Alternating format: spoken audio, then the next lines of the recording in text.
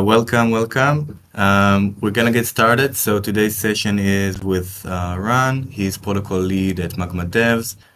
They're both gonna speak today specifically about providers and how you can maximize pairing mechanism and the quality of service mechanism to their benefit.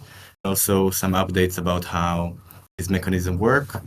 And I want to emphasize that this session came about from feedbacks that we got from providers on the network who are asking for more detailed explanations and discussions about the way that the protocol works for providers. So our goal is to answer some of the questions that we received over the last few weeks and months. So please, if you have a question, if you're not sure you understand some of the explanations, please feel free to either drop a message in the chat or raise your hand and ask to speak and join the discussion. We want this to be as kind of a discussion vibe as possible and not like a university lecture. Still, we're a blockchain project. So yeah, Ran, you want to get started? Okay, so provider Townhall. So first of all, hello everyone. I'm Ran, the head of protocol at Clava Network at MagmaDevs. So we're gonna cover today how did the all provider optimizer work, the new provider optimizer design that was been launched last week on production and mainnet, how new stake weighted choice works, and how the new stake incentivization is gonna work from now on, as well as what to expect next regarding the rewards, how rewards are calculated on the blockchain, and tips for improving your quality of service. Okay, so a bit about the old optimizer. What is the provider optimizer in general? What happened until now in Lava, and what's going to happen next? So the provider optimizer is basically a mechanism in the consumer side, which is responsible on choosing the providers each epoch from within the pairing list that it gets from the blockchain. So until now, the provider optimizer was calculating scores for all the providers that it got in the pairing list for that epoch. And then it chose the best performing provider. Basically, as you can see in the graph and the metrics that we added here in the slides, so the distribution was quite uneven. The reason was because initially we thought that there will be a lot of consumer processes. So we thought that each consumer will have a different geolocation, and then based on that, he will pick the best performing provider for that geolocation. So what happened is basically, as you can see here in the latency graph on the left side, so you can see that there is one provider who is very, very low, really near the zero. This means that his latency score is the best. So basically, this is the purple provider that you can see on the bottom. And basically, this provider is really, really close to the consumer process. So that's why its latency is the best. And assuming that the availability and SYN score are pretty much the same for all the providers, at least for when we tested this out.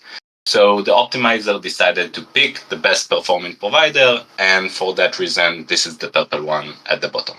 So as you can see as well, we have another graph, which is the amount of times being selected for each amount of relays. So basically, we sent a bunch of relays and we documented what provider is being selected for each relay, and also the quality of service score at the time.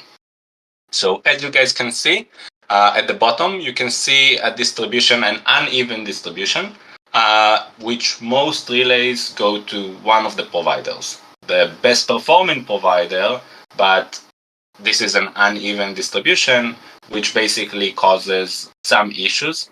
One, it's uneven. So basically, this provider is getting the majority of the rewards because his proximity to the consumer and his performance. yes, he is the best provider for this consumer, but this was not our goal while developing the provider optimizer. And this is why we also had to redesign and rethink about the solution and what we're aiming for and what is the desired result. So this was not the desired result, so we had to rethink that. Another issue that occurred was because we prioritized mostly the main provider, then this provider was also being bombarded with requests because he was the best one and was selected the majority of the times. So he was also loaded with too much load and with too many requests per second. So eventually, this provider would probably be worn out, and at some point would fail answering relays and requests, which means that he would get frozen and in his availability and scores would go down. And by that, also harming the overall service of Lava. So we decided to change the mechanism and redesign the optimizer in a way which doesn't isolate one provider and using only one provider. And we had to basically think about what would be the desired solution for our consumers, keeping in mind that the most important thing for Lava is having the best service as possible. So that's like the priority. Our priority is having the best service for our users and also for the providers. So by taking that into account and thinking about what would be the best solution for us to basically redesign the optimizer to reach the desired goals. So we designed a new mechanism, basically the provider optimizer part two, or basically the redesigned optimizer. By the way, I didn't say it before, but sometimes people will call it the provider picker, the provider optimizer. They are all the same thing. So basically, there is a mechanism which is responsible for choosing the best provider at any given time. So the new optimizer was designed in basically taking thought of how do we want to distribute the load on any provider, and also how can we basically also use the second best provider, the third best provider, without causing them to lose so many relays because they are also really, really good, right? The second provider can be like 1 millisecond behind the first provider.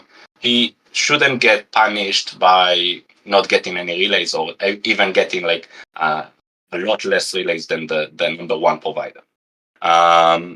Number one provider is, just so you guys know, it's like the number one quality of service for a specific consumer instance. This is not for the entire ecosystem or the entire chain. You could be number one provider in US for a specific consumer. So every consumer has its own data and scores, and each one is unique. So when I say the number one provider, it doesn't mean that your provider is less good than another provider. It just means for a single consumer instance, for him, there is one provider which is has the best service. So this is just to make it clear.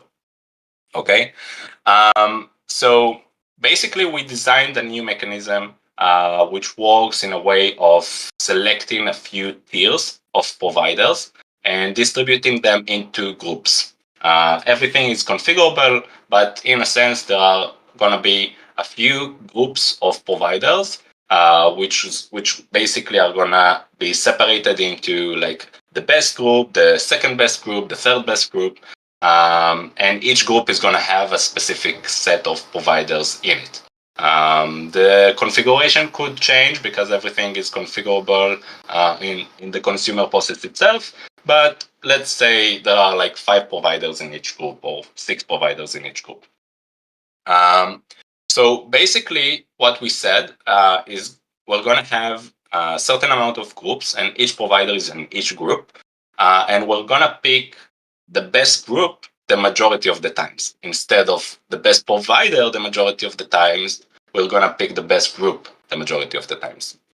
So basically, we have a few groups, and then we pick the best group the majority of the times. By default, it's 75% of the times the first group, the best group, is going to be chosen.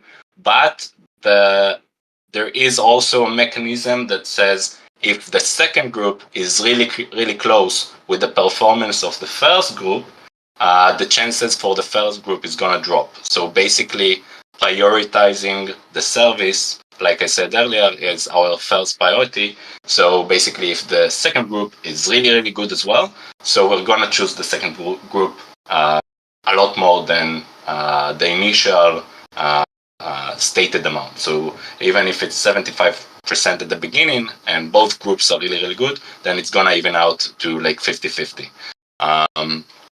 Third group also has a certain percentage, and also like every group has a certain piece of the pie. And together they have like the whole pie, and the first group, as always, is gonna be selected the most.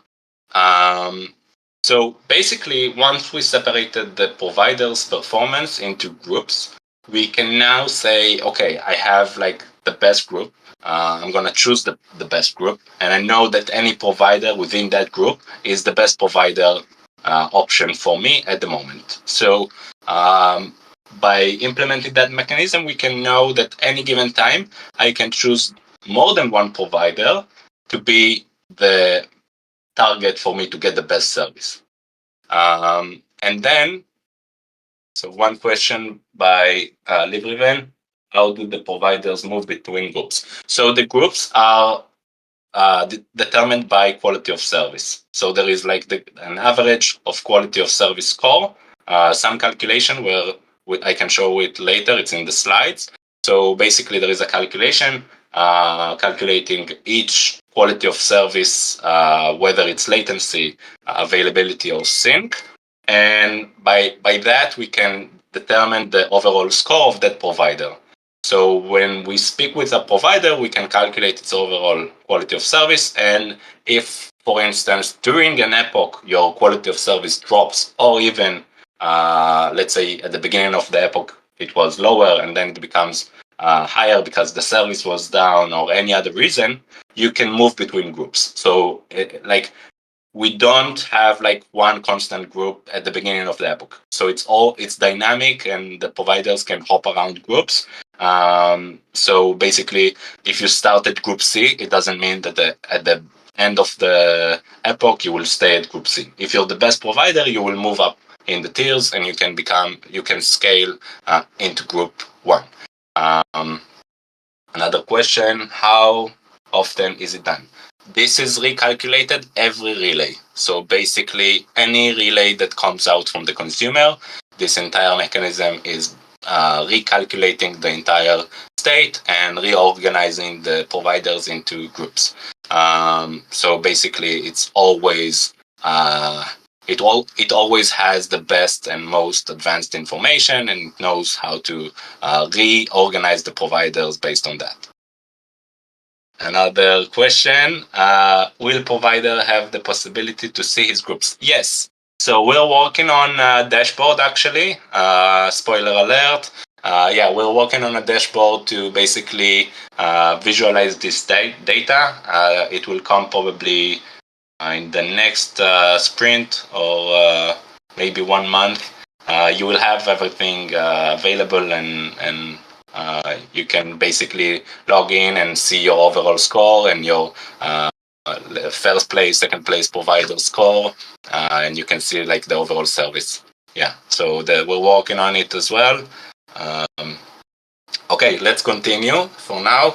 More questions later.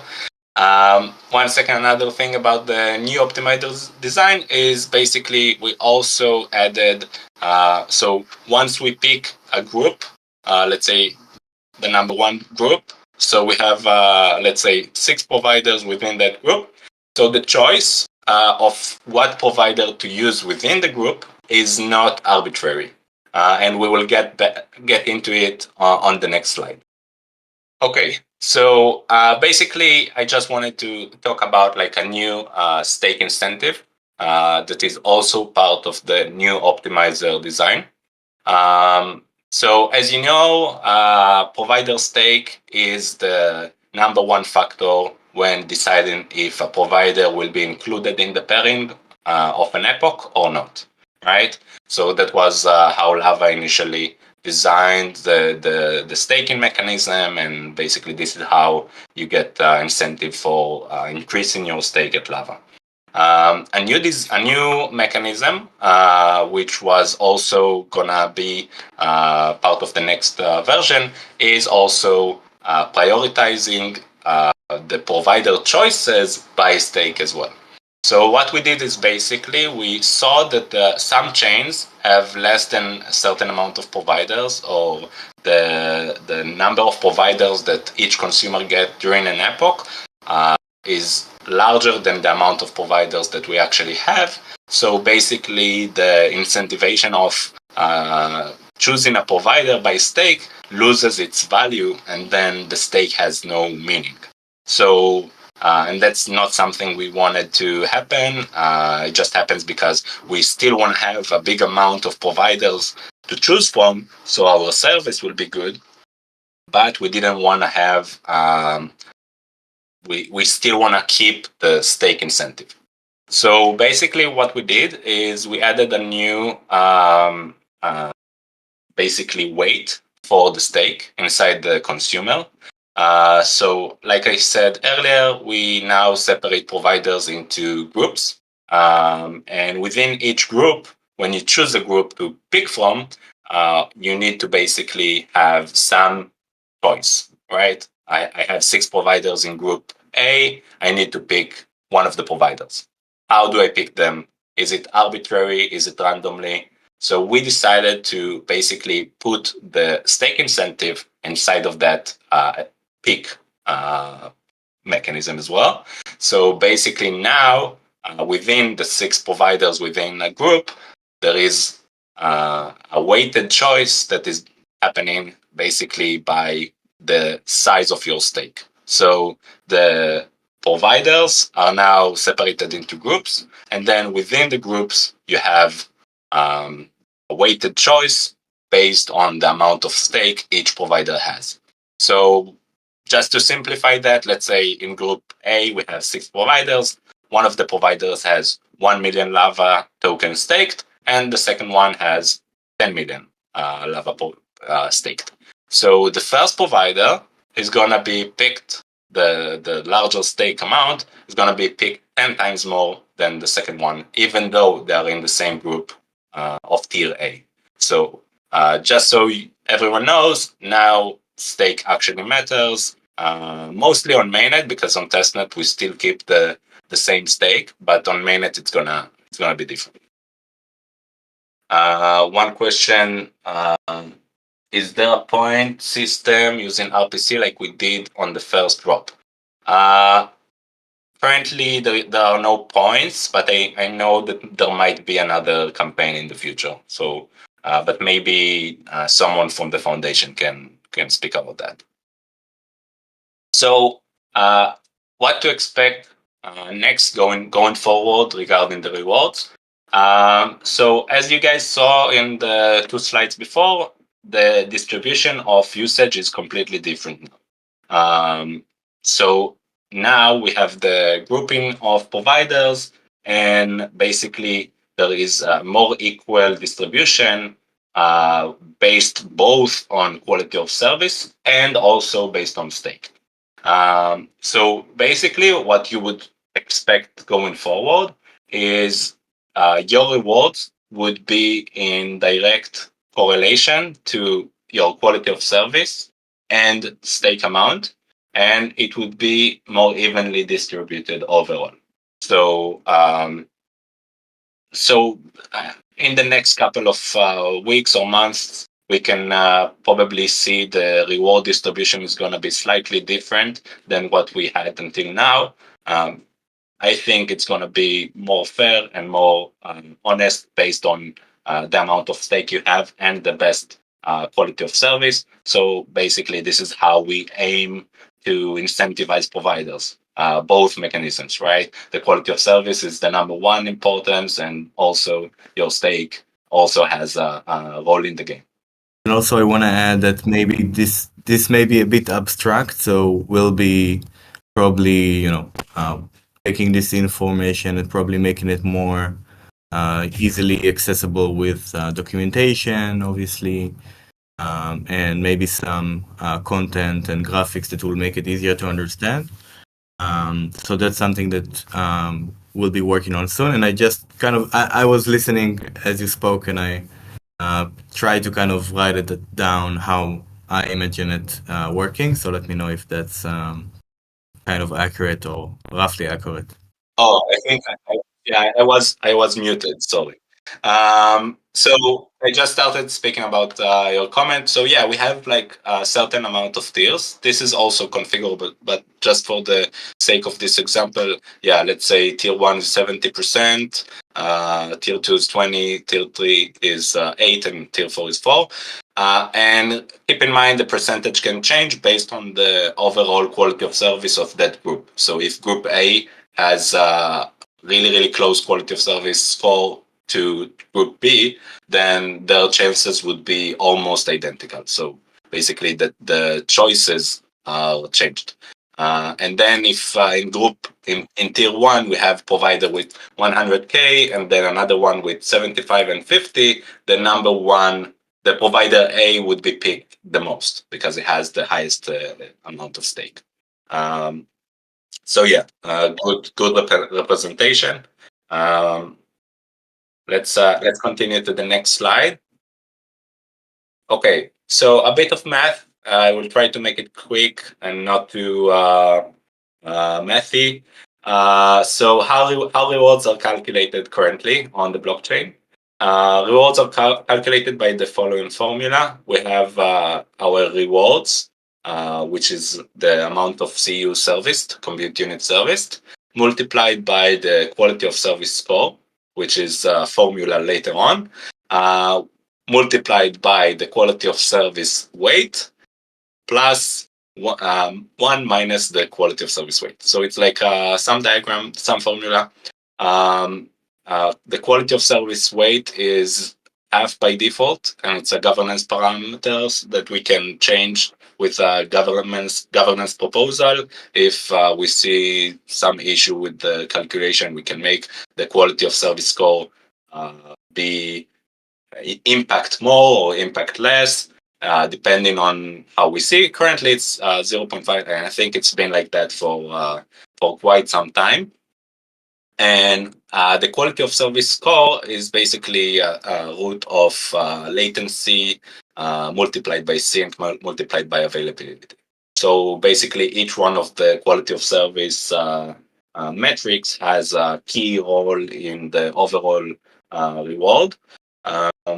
And basically, this is how we calculate the amount of lava that you will get, or amount of rewards that you will get at the end of each epoch when you apply for the payment request, when basically your provider is sending the payment transaction, and this is how we calculate it. Ruslan asked, tiers will be calculated only by client side, or this process will be on chain with analogy on how pairing works now. So tiers are calculated per consumer. So each client basically calculates his own tier list. So because it really depends on the location of where this client is. But the information of like what gets to on chain is the overall quality of service that the provider gets, because each relay has its report of quality of service, and this is the part that gets onto the blockchain. So it's basically how we can see the data on chain. Keep in mind there was like a question, I think a few weeks ago, by one of the providers that he said, if I service CU on a different geolocation, will I get punished or rewarded? So basically, if your provider is on, let's say, geolocation 1 in US, America, and you service relays on Europe, yes, your quality of service won't be the best one because you're not in Europe, so it makes sense. But you will still get rewarded. So basically, it's less than you would get if your provider was in EU, but it's more than you would get if you didn't service any relays at all. So just keep that in mind. Usually consumers will not communicate with other geolocations unless they have to. So keep in mind, if you get relays from different geolocations, it's because the consumer didn't find any appropriate provider in his geolocation, so he decided to speak with other geolocations. So keep that in mind. Don't block consumers from different geolocations. You do get rewarded for it. So yeah, just to make this clear. Okay, so next slide. What is the rate of stay compared to quality of service? So, like I said earlier, the tiers are the determined between quality of service. So basically, whether you're in tier A, B, or C, this is how quality of service comes into play now.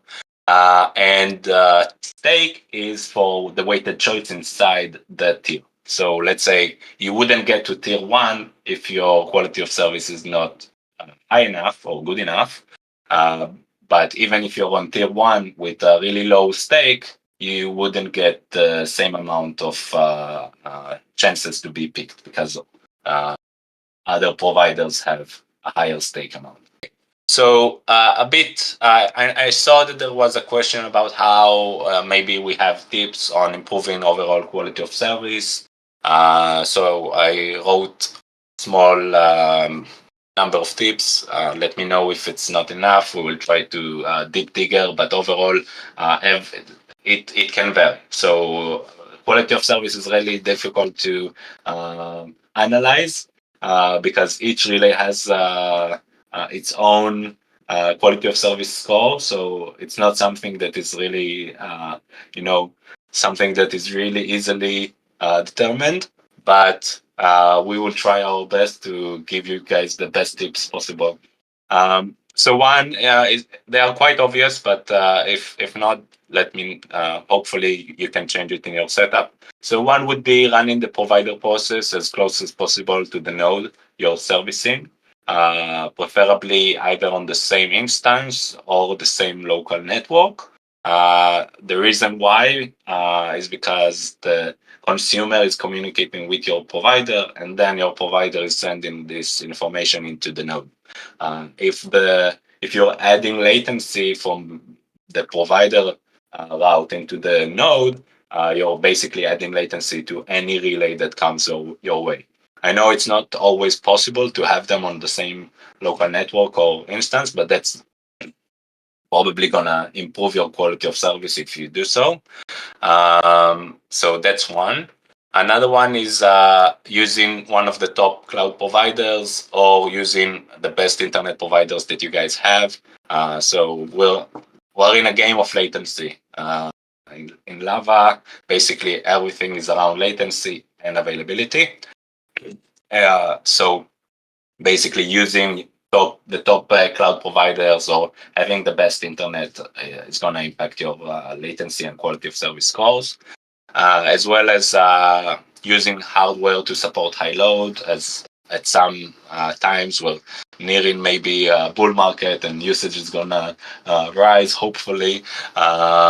So basically having hardware that can manage a large number of calls is going to be it's going to help your process manage everything and response faster, as well as the last one is going to be have a decent hardware to support the node you're running. So basically, if you're running your node on, I don't know what setup, but if you're running on the minimal setup requirements, you're probably going to lag on maybe blocks, or I don't know, processing time is going to be longer for anything. So anything related to that is going to improve your overall service speed and quality of service. I will obviously let you guys manage your own setups. We don't have like any recommendations because it's like everyone has their own needs and requirements based on their own setup. But basically, these are the go-to or questions, I think. So yeah, if you want to post any other questions or request to speak, go for it. And yeah, I think this new pairing mechanism is already proving itself to be a lot more equal and more distributed for providers. So hopefully you guys will start seeing this in the next month or two when the rewards are distributed. And obviously we're tracking this and we're analyzing the data and looking at how things are improving or changing, and we'll be adjusting it accordingly all the time. This is, a long process that we've been working on, and we keep iterating it. So obviously, if you have any additional feedback or questions or on anything that we discussed today, you know where to find us. All good, Setu. In the meantime, Ran, you have another question. So 5 element nodes is asking any tips on the provider cache instance tuning? Yeah, so provider cache is basically the same as like a node. Any query that gets in your way will also be sent to your local cache. So keeping that also in the same instance is going to be is going to have the best performance. So let's also keep that in mind. And basically, the more RAM you provide it with, like the default in the configuration is 2 GB. If just check your RAM usage. If it needs more space, then increase the space. If not, then it's probably okay. I remember there was a question from one of the providers a few weeks ago because they were asking essentially if a single provider who finds, let's say they find where the RPC consumer is located, they could potentially cheat and place their provider very, very close to it. And then the quality of service and latency would be very good. So they would be the only or the majority of traffic would go to them. So this is also solved with the new stake-based and the tiering mechanism, right? Yes, exactly. Because yes, exactly. Because now we don't choose like one of the providers. So the same provider that would be chosen indefinitely with the old mechanism now would just be part of the best tier.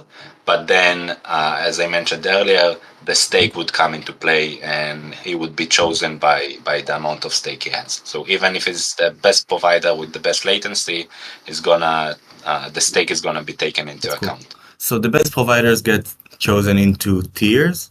The best tiers have the best chance of getting selected, and then once you're in that tier, the selection is stake based. So you have both staking and quality of service. That's really cool. Also, KJ Notes is asking, how can providers attract delegations? Are there any planned delegations from the foundation, and what criteria would providers need to meet? So currently there is a validator delegation program by Lava Foundation. It was open for applications about 2 weeks ago, and now Lava Foundation is working on the new delegation structure. About provider delegations, currently I think Lava Foundation is not delegating to any providers. I think in the future they will start to delegate to more providers, but currently the foundation is encouraging providers to use their own stake and also attract more delegators on their own, whether that's via marketing or quality of service. There are also, if you saw, I'm sure you saw because nobody could have missed this, we have the new info page. And a big part of the new info page and making it look better and having better provider profiles is to make it essentially to make the competition between providers more visible. So let's say as a delegator, I can look into the info page and see which providers I want to delegate to, which ones are making the most rewards, getting the most traffic, etc. So that's something that's still work in progress, but the goal is to essentially encourage a healthy competition between provider providers based on quality of service. If that makes sense, let me know. So Ran, maybe you want to take that as well. Live Raven is saying close location to the consumer still gives benefits as latency is less. So adding a huge stake here is that more in combination. So yeah, so basically instead of being the first provider, like the only provider the consumer will communicate with, so now you're part of the number one tier. So still keep in mind that we always want to prioritize the service to our users, right? No one will use Lava if the service is not at least as good as other providers. So latency is indeed one of the key factors for providing a good service. So being really close to the consumer is gonna benefit both the users and the provider at some extent. Um, but also keep in mind that now is not going to be the only provider that is being chosen. It's going to be one of the providers that are being chosen. And if other providers are in the same tier as the closest provider to the consumer, they are also going to be chosen by the new mechanism. So based on their stake as well. So if one of the stake is higher, then this provider is going to be picked more frequently, even though it's not the closest provider. So yeah, stake is gonna play a key role in your basically rewards. But that makes sense. That's basically how any proof of stake mechanism works. And this is basically what we wanted to incentivize in Lava. By the way, it's already live, right? Yes, official. So basically, the consumer is live on mainnet and testnet. The protocol version hasn't been uploaded yet to the consensus, but yeah, the changes are live, and the current consumers are using the new mechanism. So you can basically start seeing the results both on testnet and mainnet. The distribution is going to be more equal, and on mainnet you guys can also change the stake, so you can also start doing that anytime now, just to get the benefits of the new stake mechanism. Time to experiment. Yeah, let us know what you find. If you have any interesting insights. I think we'll wrap this session up. So thank you so much for joining, guys. Thank you, Ran, for taking the time to share all of this information, all of the exciting updates. Again, this is like a dedicated session, but everybody here can always feel free to reach out to anybody from the team or any of the open channels on Discord or Telegram. We have new channels as well. So we are always open to get your questions, get your feedback. If you have any insights or any changes that you see from the new updates, that would be very interesting for us to see how the new upgrades are actually impacting you guys as providers, whether you see a better distribution from your end or anything like that. And yeah, thank you so much again, and we'll see you soon.